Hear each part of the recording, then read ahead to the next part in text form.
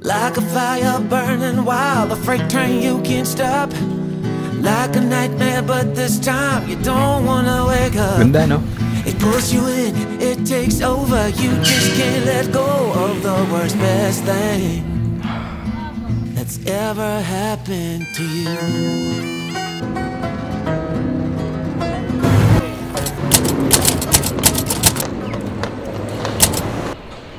Pangalawang araw namin dito sa Victoria.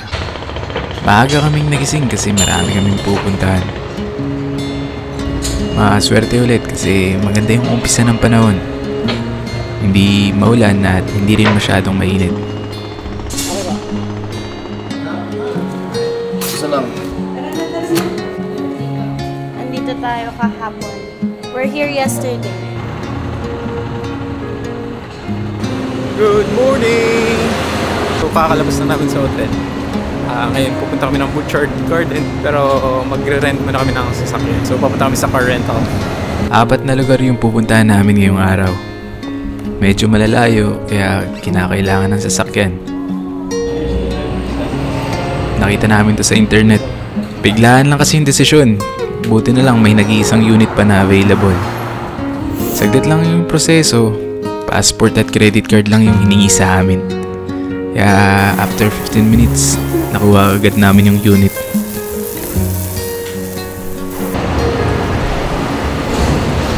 May ilang checks lang na ginawa, counting briefing, bago itinurn over sa amin yung unit.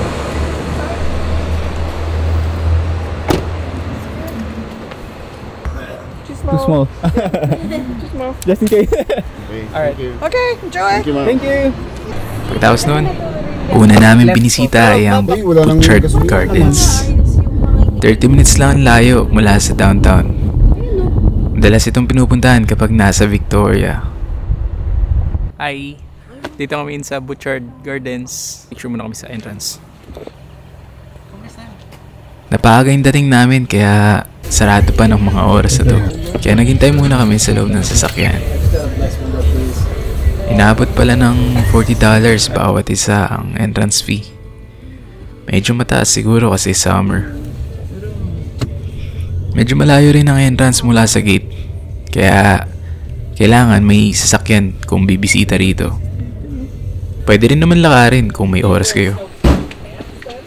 Pagkarating, sinalubong agad kami ng mga magagandang bulaklak. Let's go!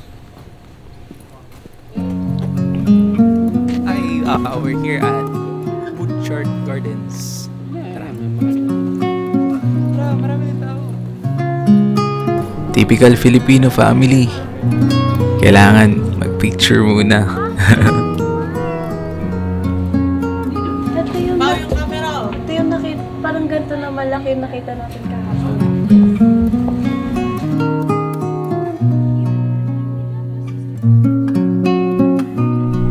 May mga kainan sa loob kaso sarado pa rin kasi kakabukas pa lang nila eh. Kaya naglibot na lang muna kami. Una naming nakita ay ang Sunken Garden. Dati raw itong limestone quarry. Ginawa lang siyang garden 100 years ago nang nakalipas.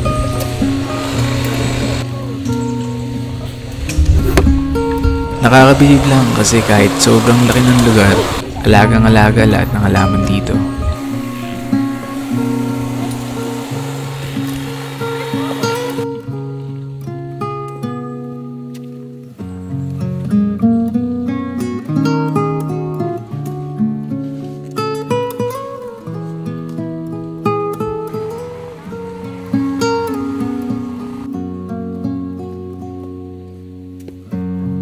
Sa gitna ng garden, mayroong viewpoint na pwedeng akyatin. Dito, halos kita mo na lahat.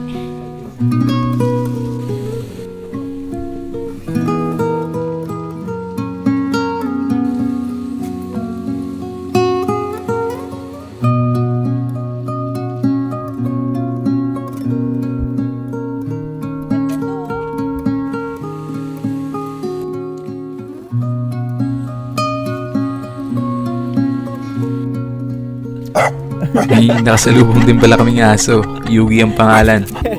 Corgi siya na hindi ko alam kung anong tawag sa kulay. Tsaka mahaba yung buntot. Kaunting konting lakad lang, makikita mo na rito ang Ross Fountain.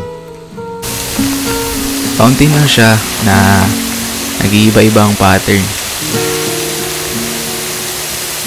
Ginawa raw siya para sa 60th anniversary ng Butchart Gardens.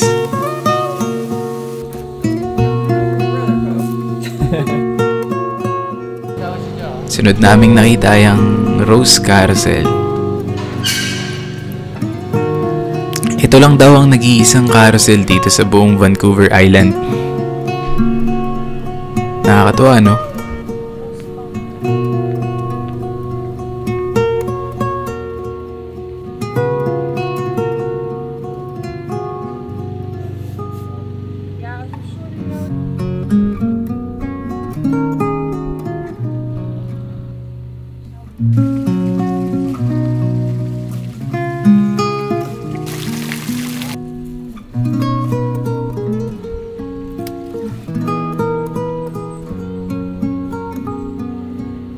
Tapos, andito kami ngayon sa Rose Garden. Hindi pa nila season, kaya walang masyadong... Describe the smell. Parang ano? Parang herb. Parang chrysanthemum. Kaya in-enjoy na lang namin kung ano ang meron.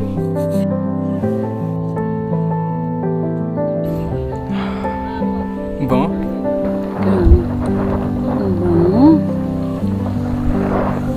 Matapang?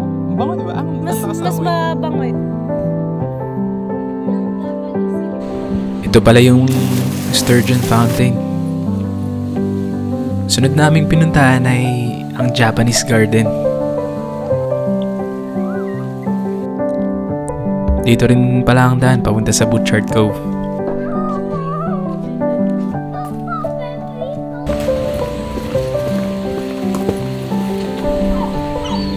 Sige.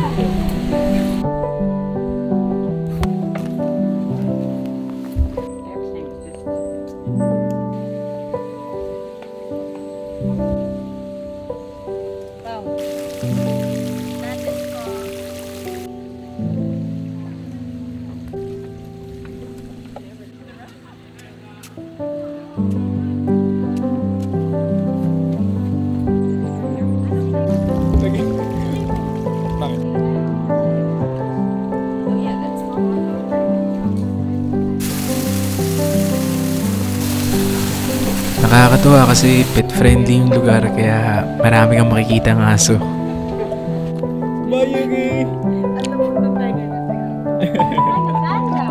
Pagkatapos ng mahabang lakaran, kumain kami sa malapit na winery.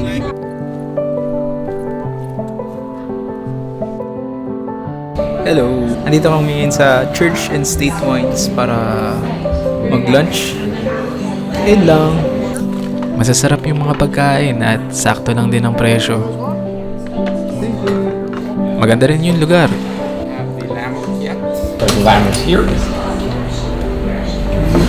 Tanang may featured sa may baba. Limitado lang ang oras namin, kaya galit-galit muna. Umalis na kami, pero mawawala ba naman ang picture? Sunod naming binisita ang Heatley's Castle. 20 minutes lang ang layo mula sa Butchart Gardens. Ganda, no? Isa to sa dalawang kastilyong binisita namin dito sa Vancouver Island. Dati raw itong military college. Ngayon, parte na siya ng Royal Roads University. May mga kilalang palabas na nag-shooting dito sabi nila. Tulad ng X-Men at Smallville. Kaso hindi ko pa napanood yung mga yun Saglit lang kami dito kasi bawal din pumasok.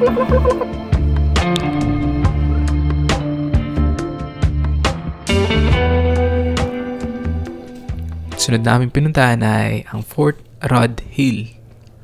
Coastal Defense Fort siya na ginawa noong 1960s para protektahan ng Victoria at Esquimalt Harbor. Pumunta talaga kami dito para makita ang Fishguard Lighthouse. Ito raw kasi ang pinakamatandang lighthouse dito sa Western Canada. Maganda rin yung view dito. Kita mo yung dagat, yung lighthouse, pati na rin yung Mount Baker matatanaw mo sa malayo.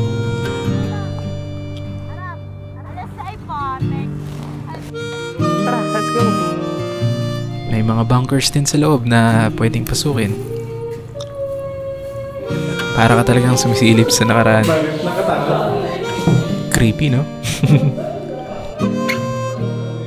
May mga kanyon din na madadaanan.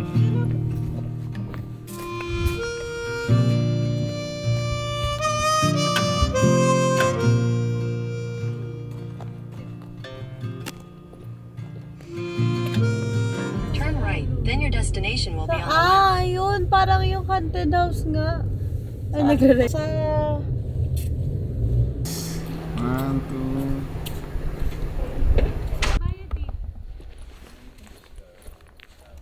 Perfect. Use the numbers in your map to guide you through. Just remember not to touch anything, including the walls. Take pictures though. If you have any questions, let us know.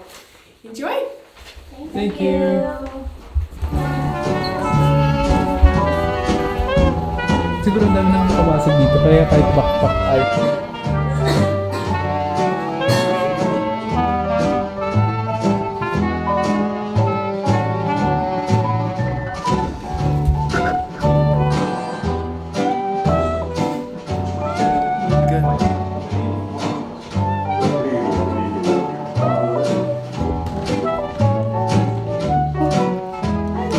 May? Ay, with the board. Ay! Hindi. Is this north?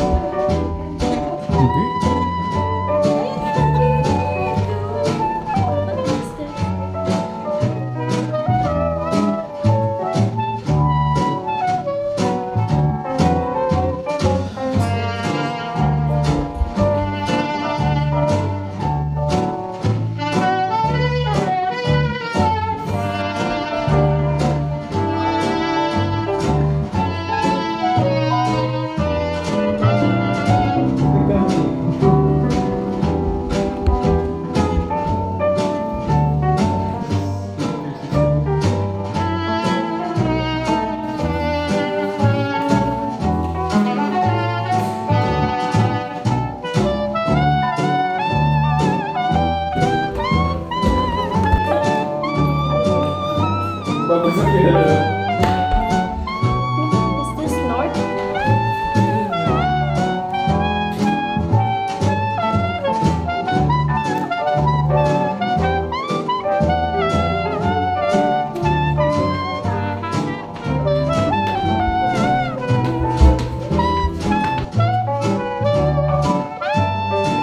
nakita ko pa na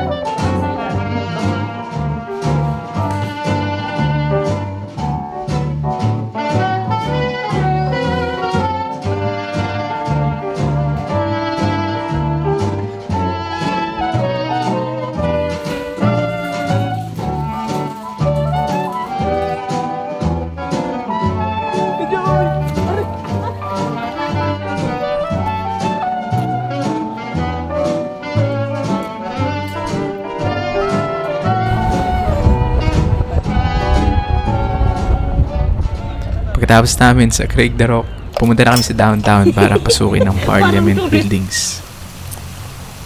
Kaso, hindi na kami umabot.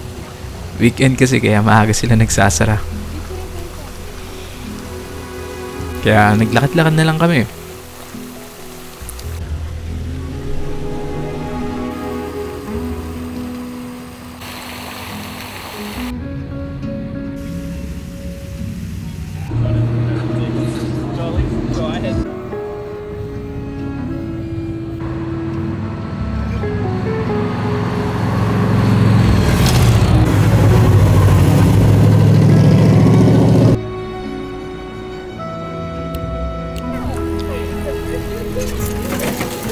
Sa harap naman makikita mo yung napakalaking sequoia tree.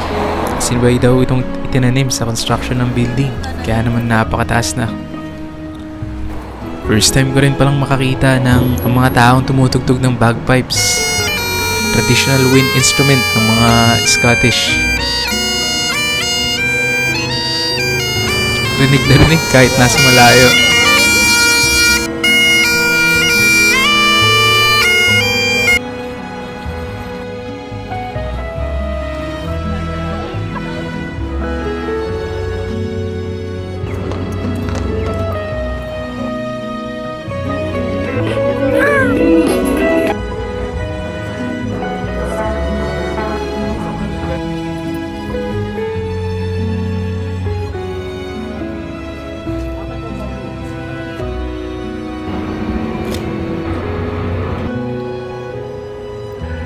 Dito, nakita ko rin yung mga water taxis.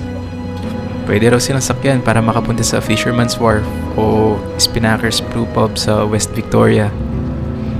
Pwede rin mag-avail ng tours kapag may oras. Kapag may special na okasyon naman, nagpe-perform daw sila as dancing taxis. Nakakatuwa, no?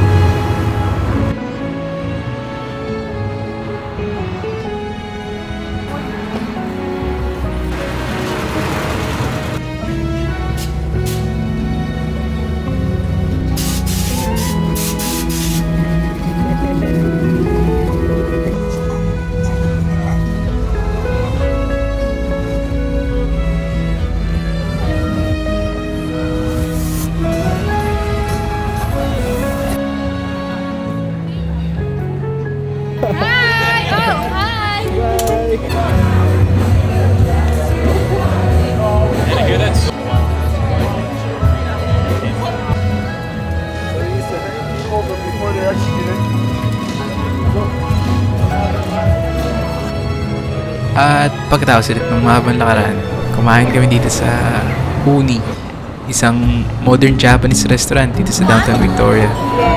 Ang babait ng mga server, tsaka ang gaganda. Tsaka masarap din yung mga pagkain. Salamat sa panonood. See you sa Day 3.